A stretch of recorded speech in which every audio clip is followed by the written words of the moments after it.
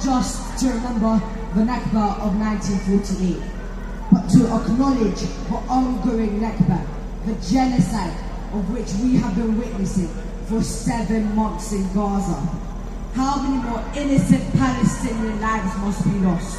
How many more children must suffer for the world to end this brutal genocide against my people in Gaza? Please tell me, oh please tell me. As Palestinian children, we dream like all other children. We dream of a happy future, of continuing our education, of living with our families. But no, Israel doesn't want that to happen, and the world remains silent. How many more children must survive without their parents, without their entire families? How many more must be wounded, scattered, deprived of their basic human rights? Israel has created new categories in our Palestinian society through this brutal and hostile genocide. But still, we will not stop hoping for a better tomorrow in Palestine. We will not surrender to the evil, and we will continue to dream of a free Palestine. It is our duty to make this happen. If the adults of today cannot, the children will grow up and they will not forget. The children will make it happen. The children will make it happen in the near future. We hold the key of return today, and we will return tomorrow when this occupation ends. We are the children of today, but we are the future leaders of tomorrow. Free, free Palestine! Free, free Palestine! Free, free Palestine! Thank you so much.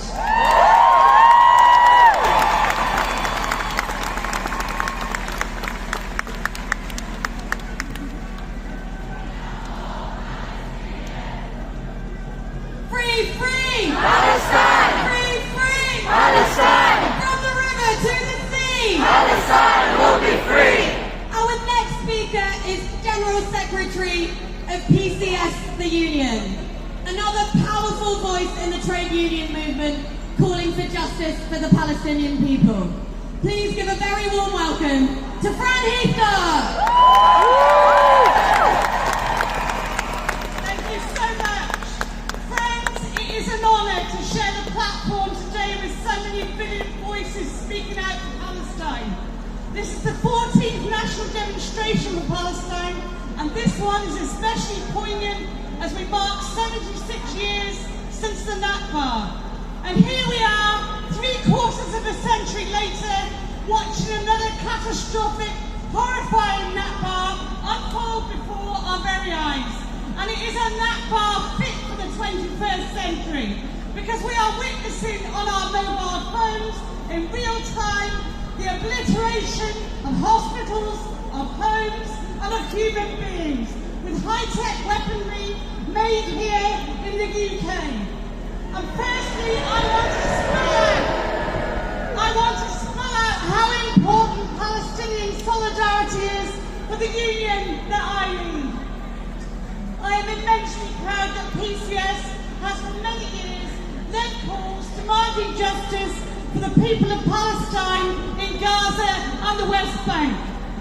Members from across PCS have been fundraising for Gaza, and in one department, the HMRC, they were disgracefully prevented from raising money for medical aid for Palestine.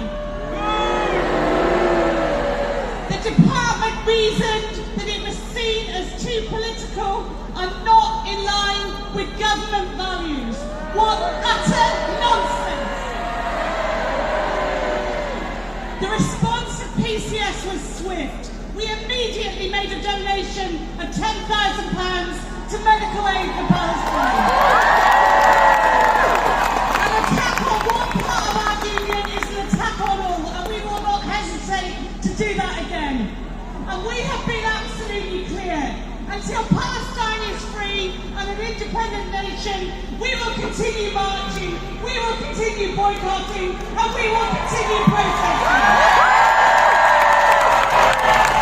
We do that because the pain, the suffering, and the killing needs to stop. More children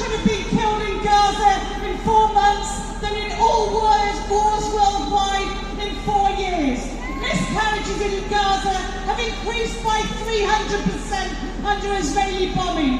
And health agencies report that babies and children are so dehydrated that they cannot even cry. Shame on those that allowed that to happen.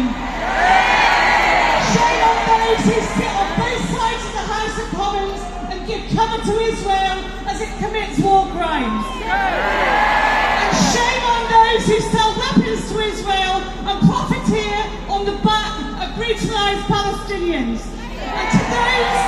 And to those who sell arms, the message from PCS members working in the government departments that grant weapons licence is this: if you are found to be in breach of international law, we will take legal action and we will suspend working.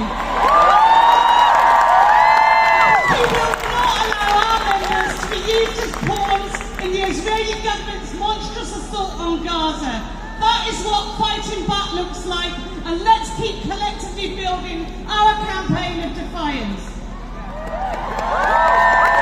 So for the sake of the Palestinians, for the sake of the Middle East, and indeed for the sake of the whole of humanity, we need to stop the sale of arms, we need an immediate ceasefire, and we need an end to the killing. My time is up, but I want to finish with a short poem by the Palestinian poet and freedom fighter Ghassan Kanafani. I wish children didn't die. I wish they would be temporarily elevated to the skies until the war ends. Then that they would return home safe. And when their parents asked them, "Where were you?"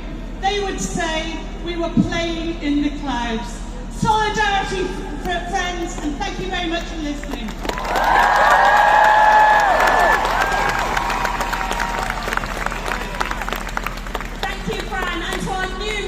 Trade unions who have always stood in solidarity with Palestine. In our thousands, in our millions, we are all Palestinians. In our thousands, in our millions, we are all Palestinians. In our thousands, in our millions, we are all Palestinians. In our thousands, in our millions, we are all Palestinians. Our next speaker is the Vice President of Stop the War, one of the co-organisers of today's protest. So please give a warm welcome to Andrew Murray.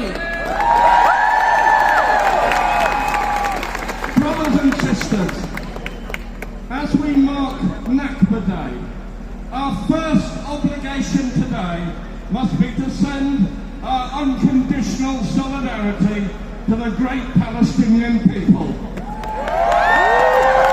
Shall we say, whether you are sheltering in Rafah under the shadow of Israeli bombardment, whether you are queuing for food for your starving family, whether you are picking through the rubble of your home, whether you are fighting off fascist settlers on the West Bank, or whether you are burying your children murdered, we see you, we hear you, we are with you in solidarity.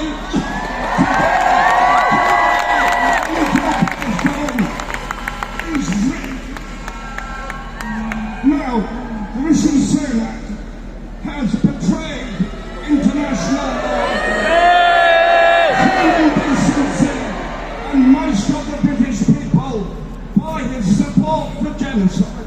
He's not just allowed it, he's enabled it, and he's armed it. That's why we demand of our government today: stop the arms sales to Israel, restore funding to UNRWA, and recognise a Palestinian state now.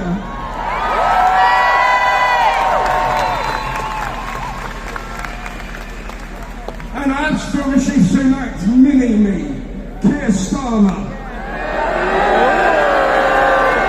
we have seen you too. 2 weeks ago in the local elections, tens of thousands of people have made it clear that they will never support a party that endorses the genocide of the Palestinians. And that is just a down payment. No ceasefire, no vote, it's not a threat,